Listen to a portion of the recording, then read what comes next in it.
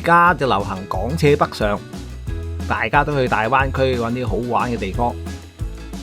今日呢，我哋去中國四大名鎮佛山，踩單車環桂城綠道，全程44公里，出發。呢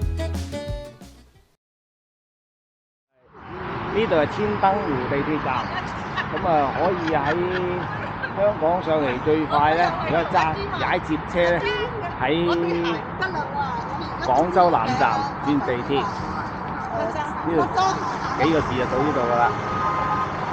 咁喺呢度開始起步啊！我琴晚就住喺千燈湖附近，所以揀呢度起步。如果嚟佛山自駕遊玩4+2呢，可以喺成個環線上面揀任何一個站起步都得，全線都係平坦嘅綠道。如果唔帶單車，租共享單車其實都冇問題嘅。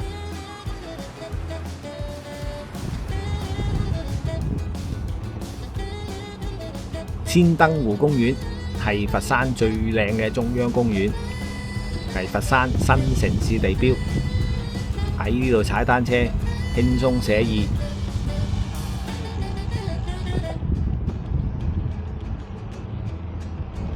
一路向北踩到去千燈湖船站，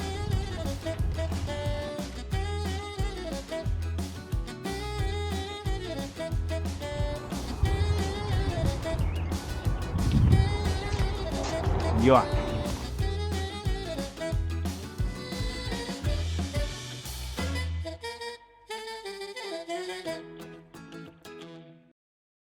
呢邊呢條呢，就係佛山水道，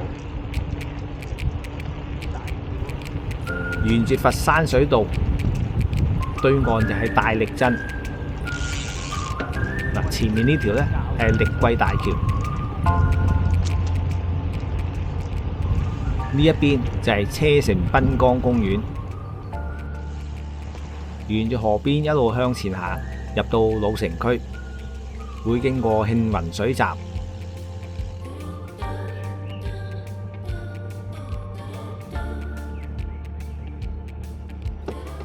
呢個係茶亭水閘。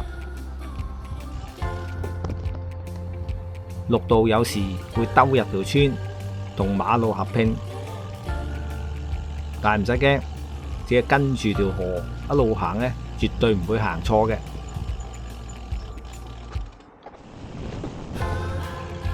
去到文沙南街，街尾就係水上關帝廟啊！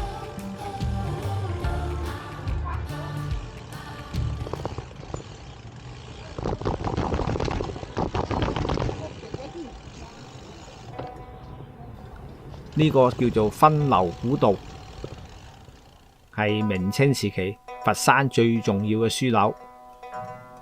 當年嘅黃飛鴻、葉問呢啲武術宗師都係喺呢個道口出入佛山嘅。明清時期佛山鎮同湖北嘅漢口鎮、江西景德鎮、河南朱仙鎮合稱做中國四大名鎮。呢間水上關帝廟係清代順治8年起嘅。廟嘅前面有個白馬灘，水深江闊，暗藏礁石。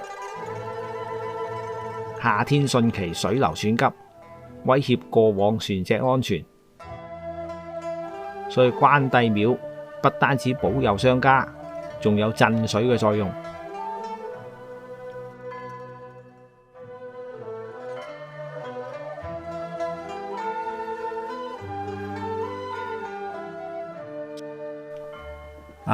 廟裏邊放置嗰個巨型嘅獅頭，差唔多有1.5米高啊！離開水上關帝廟，我哋跨過佛山涌，導航去佛山祖廟，距離係3公里。呢個祖廟啦，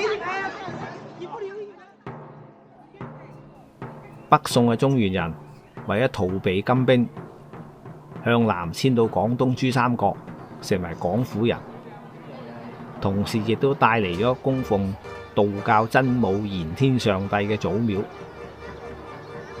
呢度喺明朝重修過，係嶺南重要嘅歷史文物。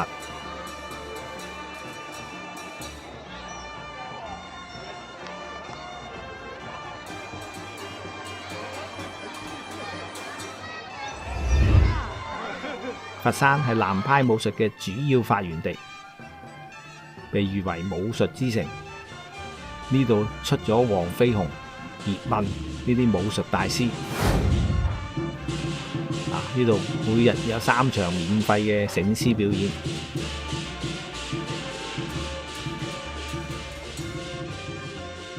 祖廟側邊嘅飛鴻街係佛山著名嘅美食街。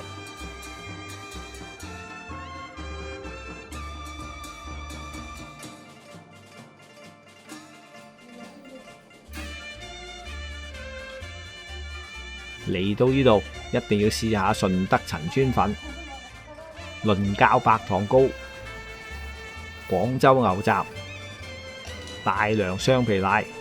好嘅，好，講都講唔完啊！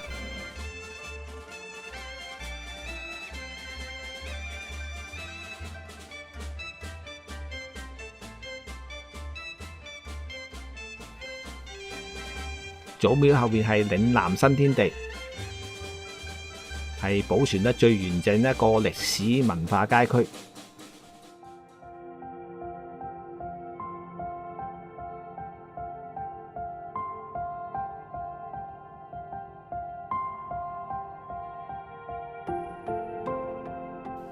喺呢一片嶺南建築裏邊，開設咗好多現代嘅特色商店，仲有好多各式各樣嘅餐廳，係嚟佛山打卡必到之地。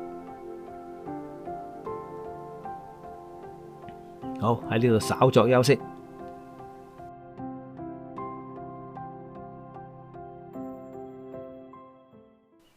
沿路返去水上關帝廟，繼續行程。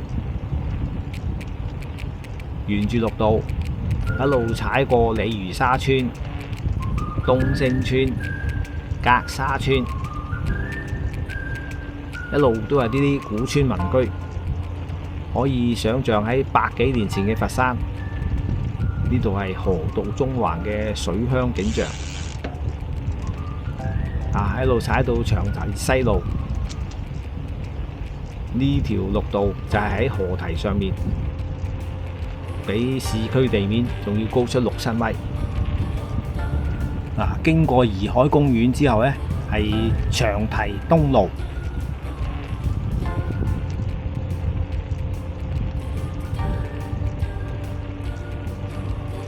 河邊嘅公園景色好靚。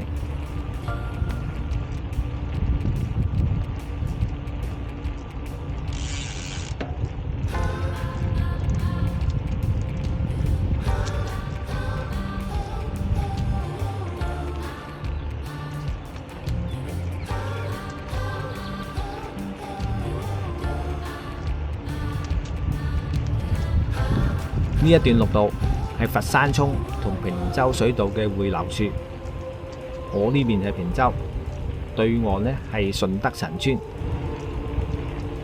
啲河水好似好乾淨喎，仲有人喺度游水。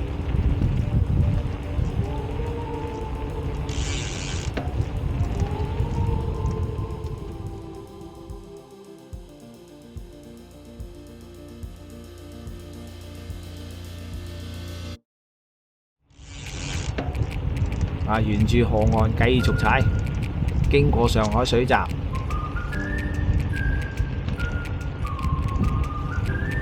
順序會經過五斗大橋、平洲大橋，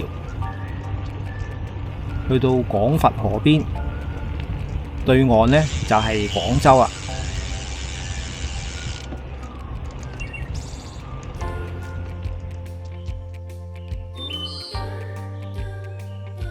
前面係五丫口大橋，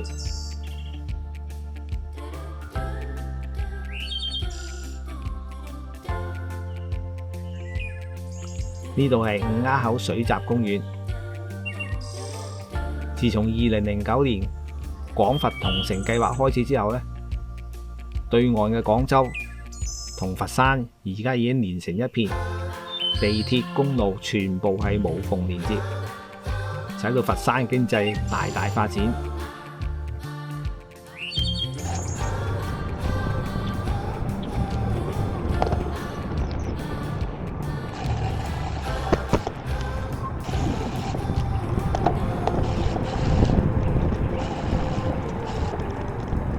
經過咗五凹水站之後，沿住陸道繼續踩5公里，又返去千燈湖公園，完成咗環佛山貴城一圈啦。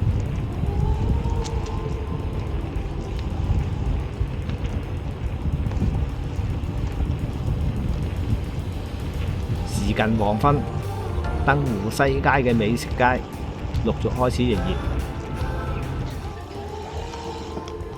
樓上各個商場亦都有100幾間食肆，今晚就喺度食飯啦。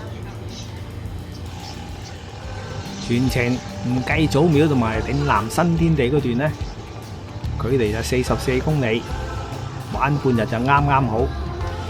但係如果你同我一樣去埋祖廟同埋嶺南新天地呢，距離就只係加咗6公里，因為又玩又食，咁啊要預成嘅時間啦。